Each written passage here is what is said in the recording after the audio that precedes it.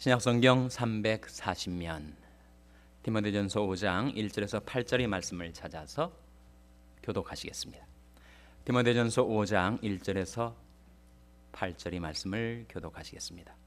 늙은이를 꾸짖지 말고 권하되 아베게 하듯 하며 젊은이를 형제에게 하듯 하고 늙은 여자를 어미에게 하듯 하며 젊은 여자를 일절 깨끗함으로 자매에게 하듯 하라.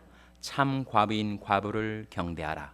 만일 어떤 과부에게 자녀나 손자들이 있거든 저희로 먼저 자기 집에서 효를 행하여 부모에게 보답하기를 배우게 하라. 이것이 하나님 앞에 받으실 만한 것이니라. 참 과부로서 외로운 자는 하나님께 소망을 두어 주야로 항상 간구와 기도를 하거니와 일락을 좋아하는 이는 살았으나 죽었느니라. 내가 또한 이것을 명하여 그들로 책망받을 것이 없게 하라. 누구든지 자기 친족 특히 자기 가족을 돌아보지 아니하면 믿음을 배반한 자요 불신자보다 더 악한 자니라. 아멘. 네, 하나님 말씀 듣기 전에 다시 한번 기도하시겠습니다. 하나님 아버지 감사합니다. 저희들이 하나님의 말씀을 베풀어 주셔서 그 말씀을 통하여 믿음 갖게 해주시고 그 믿음으로 생명 얻게 해주시오며 하나님 주신 생명을 받아 사는 저희들이 이 세상에 어떻게 살아가야 할지를 말씀을 통하여 깨우쳐 주심을 감사드립니다.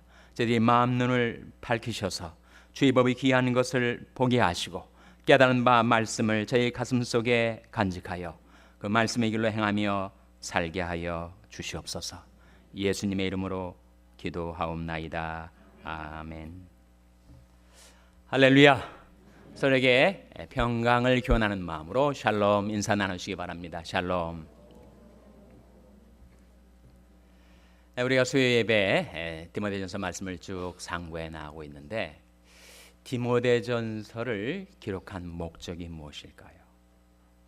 우리가 성경을 이해함에 있어서 authorial intent, 저자의 의도를 먼저 잘 파악하는 것이 그 말씀을 깊이 이해하는데 꼭 필요합니다.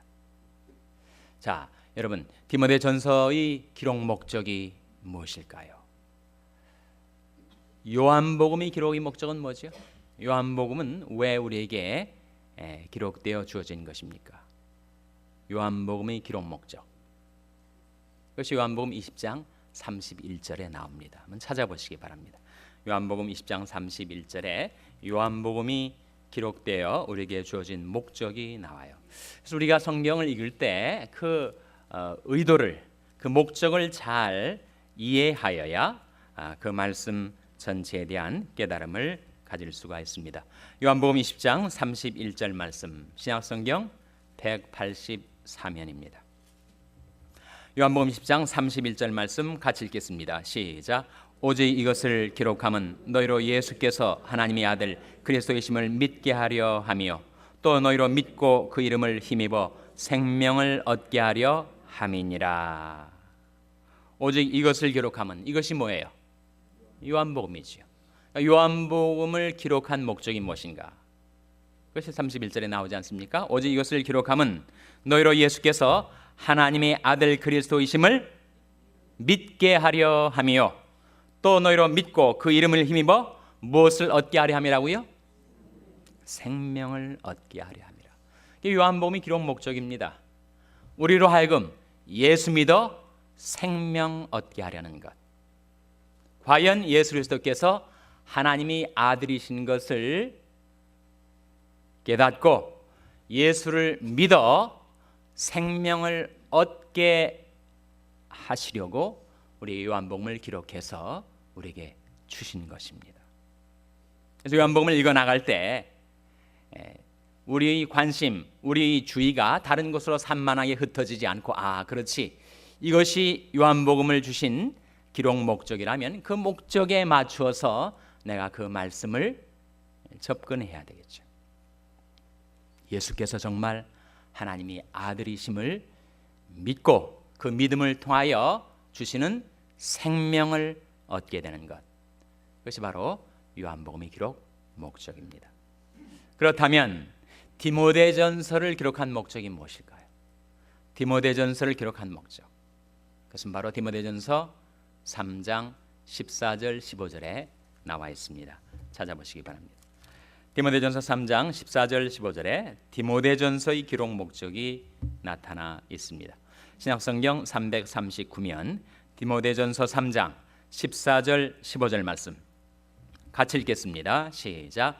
내가 속히 내게 가기를 바라나 이것을 내게 쓰는 것은 만일 내가 지체하면 너로 하나님의 집에서 어떻게 행하여야 할 것을 알게 하려 함이니 이 집은 살아계신 하나님의 교회요 진리 기둥과 터이니라.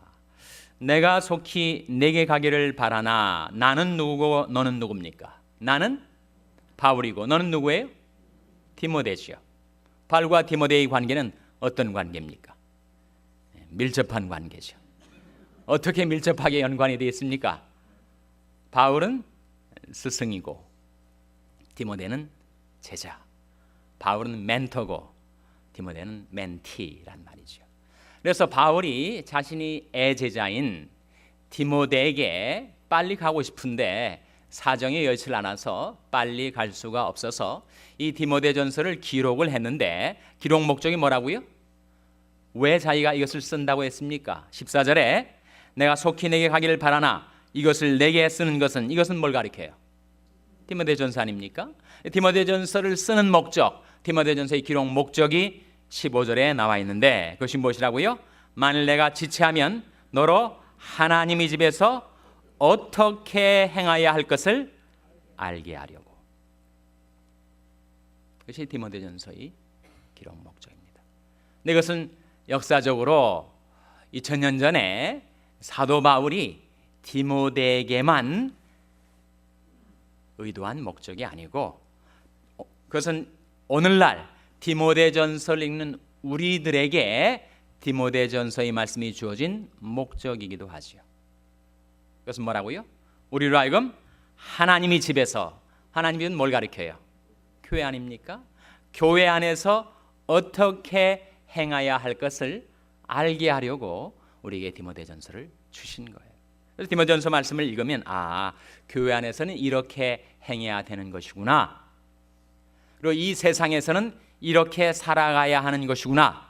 하나님의 백성답게, 하나님의 자녀답게 행하고 사는 것이 무엇인지를 우리에게 깨우쳐 주시려고 디모데전서 말씀을 주셨다는 거예요. 그래서 우리가 지금까지 이 디모데전서 말씀을 배워왔습니다.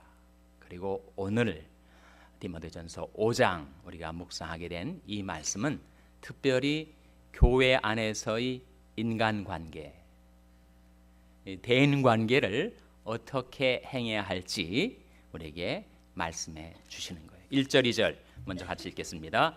1절 2절 말씀 시작. 늙은이를 꾸짖지 말고 권하되 아비에게 하듯 하며 젊은이를 형제에게 하듯 하고 늙은 여자를 어미에게 하듯 하며 젊은 여자를 일절 깨끗함으로 자매에게 하듯 하라. 교회는 남녀노소의 하나님의 백성들이 함께 모여서 주님을 섬기며 신앙생활을 하는 공동체입니다. 그러니까 교회 안에 있는 교우들이 나이가 다 달라요. 정말 연세가 많으신 분들도 있고 그리고 젊은 사람도 있고 어린이도 있고 남자도 있고 여자도 있는데 과연 내가 교회 안에 있는 그 다양한 사람들을 내가 어떻게 대해야 할 것인가? 늙은 남자는 누구한테 대하듯 하라는 거예요? 아버지에게, 자기 아버지를 대하듯 연세 드신 남자분들을 대하라는 거예요. 연세가 많으신 여성들은 어떻게 대해야 된다고요? 자기 어머니를 대하듯이. 자기랑 비슷한 동년배의 남자들에게는 누구를 대하듯 하라고요? 형제를 대하듯이. 젊은 여자는 누구를 대하듯이 하라고요? 자매를 대하듯이. 자기 부모님을 대하듯 자기 형제 자매를 대하듯 그렇게 행하고 살아가라.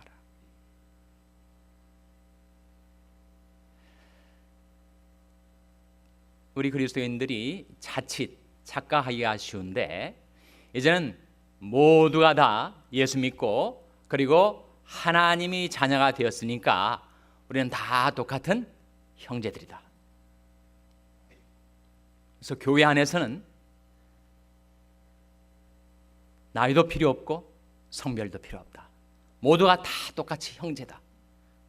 그래가지고 어느 교회는 그 교회 안에서 아주 어린 청년도 연세 많으신 분들한테 형제라고 그렇게 부릅니다. 그것이 바로 기독교의 평등을 보여주는 것인 양 그렇게 생각을 한단 말이에요. 그것은 사실 이 성경 말씀이 교회 안에서 어떻게 다양한 사람들을 대해야 할 것을 가르쳐 주시는 그 말씀을 깨닫지 못하기 때문이죠. 이 공산주의 사상은 모든 사람들을, 남녀노소를 불문하고 모든 사람을 다 뭐라고 부르죠? 동무라고 부릅니다. 동무. 컴레이드라고 해가지고 다 온 세계를 적화하는데 우리 모두는 다 동무라는 거예요. 그래서 오래된 얘기긴 하지만 북한에서 그런 일이 있었다는 거예요. 아주 새파랗게 젊은 청년이 연세 많이 드신 할아버지가 길을 지나가는데 부르는 거예요. 동무 어디 가는 거요? 그렇게 물으니까 이 할아버지가 이런 고얀 놈이 있나 속으로 생각해가지고 대답하기를, 며느리 동무가 아기 동물을 낳아가지고 미역 동물을 사러 간다고 그렇게 얘기를 했다는 거예요. 여러분, 기독교 교회 안에도 예라는 것이 있습니다. 동양의 5대 가치가 있죠. 특히 유학에서 사람다움을 보여주는 5가지 가치를 말합니다. 뭐죠? 인, 의, 예, 지, 신을 말합니다. 인의, 예, 지, 신. 인은 뭐예요? 인은 남을 인자하게 대하는 것. 의는 옳게 행하고 악을 미워하는 것. 예는 뭡니까? 자기를 낮추고 남을 배려하는 그런 자세. 지는 뭐예요? 지는 선악을 아는 것, 분별하는 것. 그리고 신은 중심을 잘 잡아 살아서 믿음직하게 살아가는 것. 그것이 유교에서 말하는 사람다움의 5가지 가치입니다. 그러면 이 5가지 중에서 유교가 중국에도 들어가고 한국에도 들어가고 일본에도 들어가고 동양의 여러 나라에 들어갔을 때 특별히 한국에 들어온 유교가 5가지 중에서 제일 강조하는 게 뭘까요? 뭘 것 같습니까? 예죠. 예. 예절을 강조합니다. 물론 거기 장단점이 있어요. 너무 예를 강조하면서 형식주의로 흐를 수가 있지만, 여러분 정말 인간관계 속에서 우리가 예를 갖추어 사람들을 배려한다는 것, 자기를 낮추고 겸양지덕을 가지고 남을 높이며 행하는 것은 얼마나 귀중한 일인지 모릅니다. 유교에서는 기독교를 향하여 정말 기독교가 인간다움의, 사람다움의 가치를 가르쳐주는가, 효가 있는가 기독교에는, 그렇게 질문을 합니다. 그러면 기독교의 경전인 성경에 효란 말이 나올까요? 안 나올까요? 나와요? 안 나와요? 예. 안 나온다면 제가 왜 이 질문을 하겠습니까? 효가 어디에 나와요? 성경에 나오는데 어디에 나옵니까? 십계명에 나와요? 효라는 단어를 묻는 겁니다. 성경에 효라는 단어가 실제로 어디에 나옵니까? 참 우리는 성경을 읽어도 늘 새롭게 읽습니다. 까마득하게 오래전에 읽었던 성경이 아니고, 저와 여러분 오늘 저희들이 읽었던 본문에 효가 나오지 않습니까? 예? 몇 절에 나와요? 찾아보세요. 4절 한번 같이 읽겠습니다. 4절 말씀 같이 읽겠습니다. 시작. 만일 어떤 과부에게 자녀나 손자들이 있거든 저로 먼저 자기 집에서 효를 행하여 부모에게 보답하기를 배우게 하라. 이것이 하나님 앞에 받으실 만한 것이니라. 이게 뭐가 나옵니까? 효가 나오잖아요. 효가.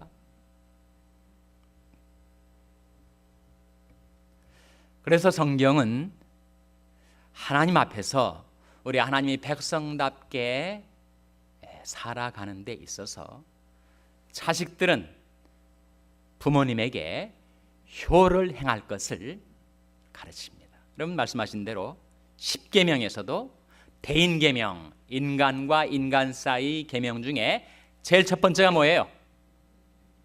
내 부모를 공경하라. 이는 내가 잘되고 땅에서 장수하리라.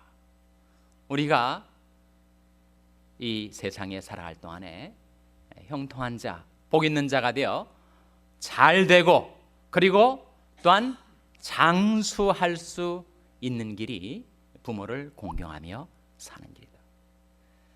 살인하지 말라, 간음하지 말라, 도적질하지 말라, 거짓 증거하지 말라, 탐내지 말라, 여러 인간 사회에서의 그 계명을 주셨지만 제일 첫 번째가 뭐라는 거예요? 대인 계명의 첫 번째는 바로 내 부모를 공경하라. 효를 가르치고 있습니다. 근데 내 부모를 공경하라가 10계명 중에서 몇 번째 계명이죠? 근데 제 몇 번째 계명이에요? 제 5계명이죠.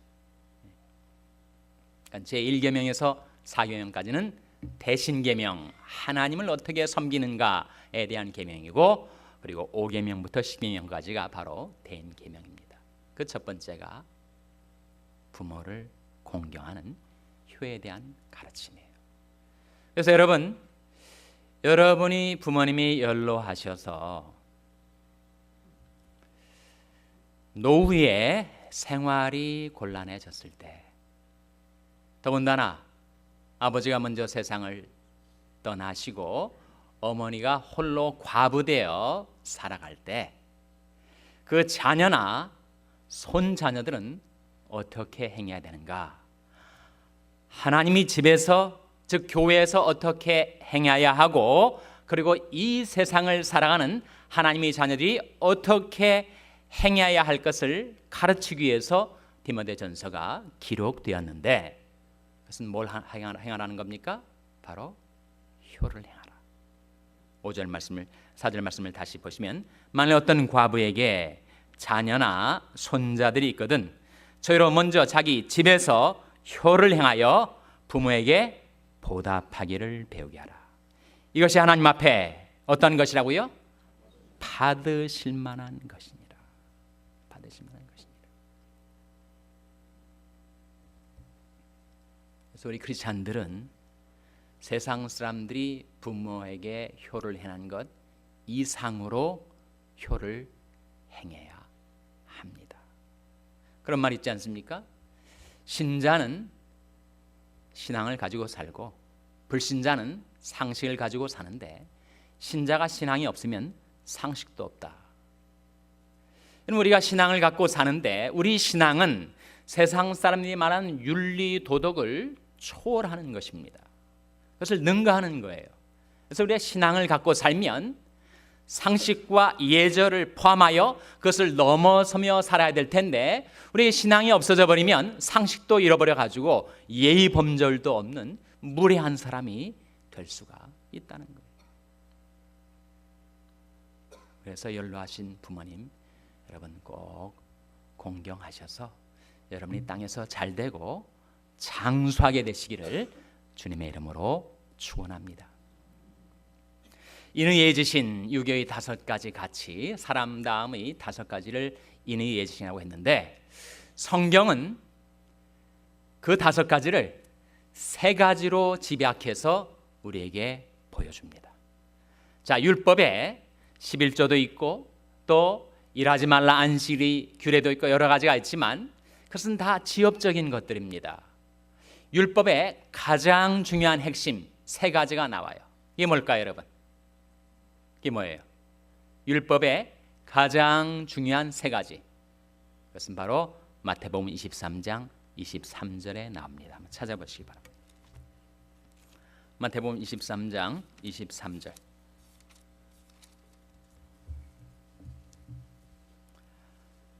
신약성경 39면 마태복음 23장 23절 같이 읽겠습니다. 마태복음 23장 23절 말씀 같이 읽겠습니다. 시작. 화 있을진저 외식하는 서기관들과 바리새인들이여, 너희가 박하와 회향과 근체의 11조를 들이되 율법이 더 중한 바 의와 인과 신은 버렸도다. 그러나 이것도 행하고 저것도 버리지 말아야 할지니라. 이 말씀 속에 이 서기관들과 바리새인들이 박하와 회향과 근체의 11조를 드리는 것은 잘했다는 겁니다. 그러나 더 율법이 더 중요한 것은 버렸다는 거예요. 예수님 말씀이 이것도 행하고 저것도 버리지 말아야 할지니라. 중요한 것도 행하고 지엽적인 것도 행해야 될 텐데, 지엽적인 건 뭐예요? 11조가 지엽적인 겁니다. 그러나 더 중요한 것, 율법이 더 중한 바 세 가지가 나오죠. 무엇입니까? 의와 인과 신. 그것이 율법의 핵심이에요. 자, 인의 예지신하고 그 세 가지를 비교해 보세요. 뭐가 빠졌습니까? 지와 예가 빠져 있죠. 지와 예는 이 의와 인과 신을 행하며 살아가는 자에게는 따라오는 것입니다. 그리고 의와 인과 신 중에서 우리로 하여금 의와 인을 행할 수 있게 해주는 것은 뭐라고요? 신입니다. 신. 신이 뭐예요? 신이 믿음 아닙니까? 그래서 오직 의는 무엇으로 말미암아 산다고요? 믿음으로 말미암아 산다. 우리에게 믿음이 있으면 우리는 의를 행할 수가 있습니다. 의라는 것은 하나님 아버지 앞에서 받으실 만하게 살아가는 것, 하나님 아버지 앞에서 합당하게 하나님이 백성답게 살아가는 것이 바로 의죠. 그것을 인간의 상식과 예절로, 인간의 열심과 노력으로 행할 수가 없습니다. 그것은 우리가 하나님을 신뢰할 때, 하나님을 의지할 때, 믿음 갖고 살 때 우리는 의와 인을 행할 수가 있어요. 우리가 믿음으로 하나님을 날마다 의지하며 살아가면 우리는 의를 행하게 되고, 즉 하나님 앞에서 합당하게 하나님의 자녀답게 살아갈 수 있게 되고, 사람과 사람과의 관계에서 뭐를 행할 수가 있다고요? 인을 행할 수가 있습니다. 인이 뭐예요? 다른 말로 mercy, 자비를 말합니다. 믿음을 갖고 살면 하나님 앞에 받으실 만한 합당한 의를 행하며 살게 되고, 사랑과 사랑과의 관계에서 우리는 인, 곧 인자, 인의 자비를 베풀며 살아갈 수가 있어요. 그러나 믿음을 잃어버리면 그 모든 것 다 우리가 잃어버리게 되는 것입니다. 그래서 오직 의는 믿음으로 말미암아 살려. 믿음 갖고 살아가는 우리 크리스찬들이, 세상 사람들이 그 윤리 도덕에도 미치지 못하는 삶을 산다면 우리는 세상 사람들에게 손가락질 받을 뿐만 아니라 우리 때문에 하나님의 이름이 세상 사람들에게서 모독을 받게 되지 않겠습니까? 오늘 본 말씀으로 다시 돌아와서 디모데전서 5장 8절 같이 읽겠습니다.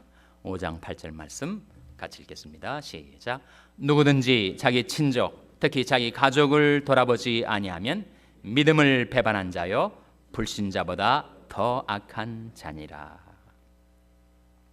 누구든지 자기 친족은 친척을 말합니다. 친척, 자기 친척들, 그리고 특히 자기 가족은 누구겠습니까? 바로 부모, 형제, 자매를 가리키겠죠.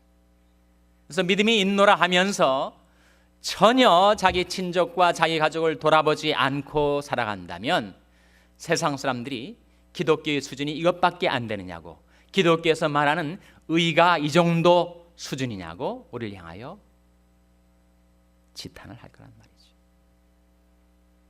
우리 믿음은 세상 사람들이 윤리 도덕을 능가하여 의와 인을 행하며 사는 것입니다. 그런데 이 말씀 8절에 누구든 자기 친족, 특히 자기 가족을 돌아보지 아니하면 할 때 이 돌아보지의 의미가 뭐예요?